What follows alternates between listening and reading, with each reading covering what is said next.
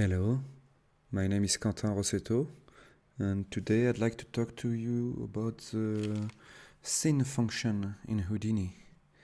So let's get started. We're into an empty scene. I'm going to create a geometry, and in this geometry I'm just going to create a line that's going to be resampled to something a bit smaller with the curve view attribute. So that's our base. We have a line with the curve view attribute and the position. Let's create a point triangle, and in there we're going to explore a little bit about this scene function. I'm going to talk about the scene function, but you can also use the cos function. Sinus, cosinus, it's two sides of the same coin. So what can we do with the scene function? Well, basically you give it some value and it's going to give you a sine wave between -1 and +1. So let's see first example. I'd like to make some kind of leaves, and I'd like to have the side of the leaf to be ribbed with tiny bumps and tips.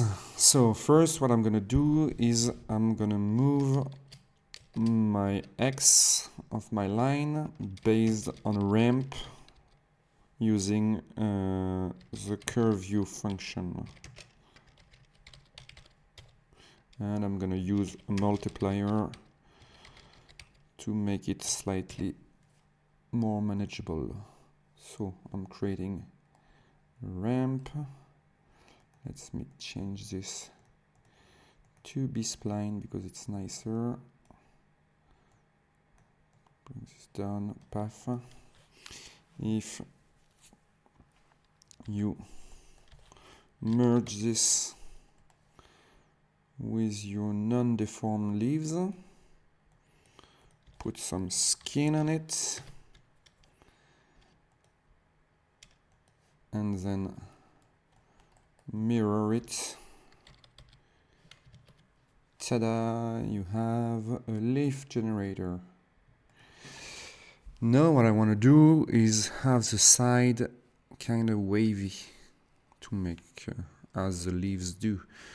So how can I do this? I can use the scene function. Let's create it above. So before using the scene function, we're going to need a frequency attribute to make it more or less broad. So float f is going to be equal to chf frequency,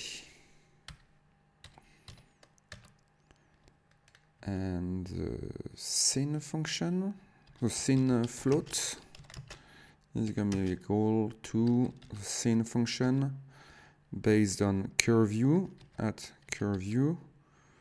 This way we have a value that's not the same for each point and change based on the position of the point time our frequency. And this float, this scene, I'm gonna put it into a bias float. It's gonna be my scene float. It's going from -1 to 1, and I'm gonna put it from 0.25 to 1. So this way, the value is only gonna go between 25% of the max of my curve view times mult or 100%. Let's add time bias after this and see what's happening. Well, not much because I haven't initialized the parameter. Let's create the frequency and let's start increasing its value. First, we don't see a lot. It's pretty broad, but the more it's going to go up, the more you're going to see this scene appearing. And ta-da! With this scene function, I've been able to create really quickly a wavy pattern. So that's for simple modeling. It's pretty cool, but one thing that's nice is you can animate the scene function. I'm gonna do it here, even though it doesn't make much sense. If you add add time to the scene, then, well, it's not going to go very fast. At time times 10, then you're going to see your wave move along the curve. Wavy. That's cool. It's not really useful in this case, so let's do a second example that makes it useful. So I've made this beautiful leaf, and I'd like to show how shiny it is. I'd like to make it sparkle. So how am I going to do this? First, let's put a little null to say that's our leaf. Sorry, no speak English. Let's make it a bit bigger so we have more superficie. So I'm going to scatter some points onto this leaf. Let's go for a little bit less. 100 is nice. Let's remove relaxed iteration. Let's put some normal onto this geometry first so we can offset slightly those points from the surface using a peak after it. Put it here. I'm gonna offset it by like 5 centimeters. I'm not gonna recompute the normal, and let's make a sparkle. How am I gonna do this? I'm gonna start with a grid. Let's put it X, Y axis, 3 by 3, 1 by 1, and we want 3 by 3 for the row and columns. Now let's grab those points, don't really need the center one, and put a transform on it. So we have a transform that's based on those 4 points we selected. Let's change the scale. Ching! It looks like something that's shining. And what I want to do is I want to copy this shiny thing onto all my scatter, and if I do it as it is, it's not going to be really interesting because they're all so huge and they're not really moving. So now let's work on the magic of this setup. Pscale by scene. Magic is we're gonna make the Pscale grow and shrink based on using the scene function. So for that we're gonna need a frequency float. Let's call it F. It's gonna be CHF frequency. We're gonna need a random value per point so we can offset the glitter. Let's call it rando. It's gonna be the ran function based on @ptnum. I don't know, some random number. We're gonna create a local time for each of those points, because if we only use @time, it's going to be exactly the same value for all the points. So let's create float time, and it's going to be equal to @time plus fit01. We're going to add to the time or an offset based on our rando, and it's going to be -5 to +5 seconds. And now let's create our scene function. Float scene is going to be equal to the scene function based on our local time multiplied by f. Let's remap it so it's normalized and it's easier to be transformed into some other attribute. Scene is going to be equal to fit scene -1, 1 from 0 to 1. And with that, I'm going to be able to create my Pscale attribute. @Pscale is equal to, let's create a ramp, Pscale scene, based on the scene function, and with little mold to change the maximum size.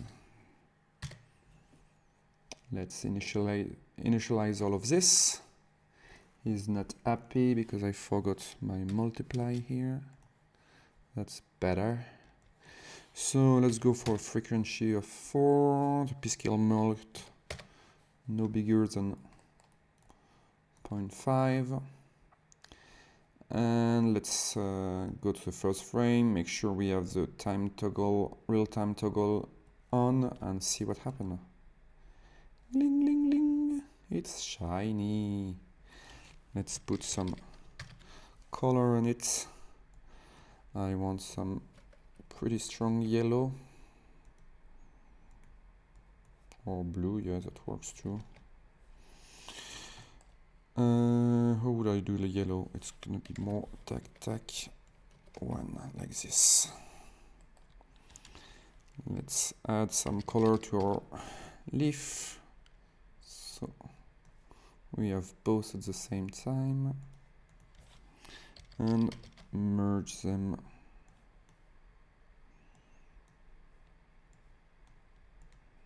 Yep, I'm on the other wrong side. Play, and ta-da! They all shining, all at the same time. Not all at the same time. They're offsetted by more or less 10 seconds. If we go back to our graph, we can change a little bit our ramp, put it in B-spline because B-spline is better. If I put it a little bit shorter here like this, they're gonna be so small we're not gonna see them for some time. And then up, they go big, stay big just a little bit. Ching, ching, ching. And this way you can make them shine. What you can do also is offset the frequency a little bit based on rando. So you can take f and multiply equals it to fit a1 from rando, and let's make some 50% slower than some other. So if I increase the time, some are gonna shine pretty fast, others slower. It's a bit too fast. Like this. You can also, right now they're not turning, so you could put some animation on the orient. I'm just gonna use an attribute noise vector to put some random value on the vector up. Even animate it. It's a bit too fast. This way they're not all at the same orientation.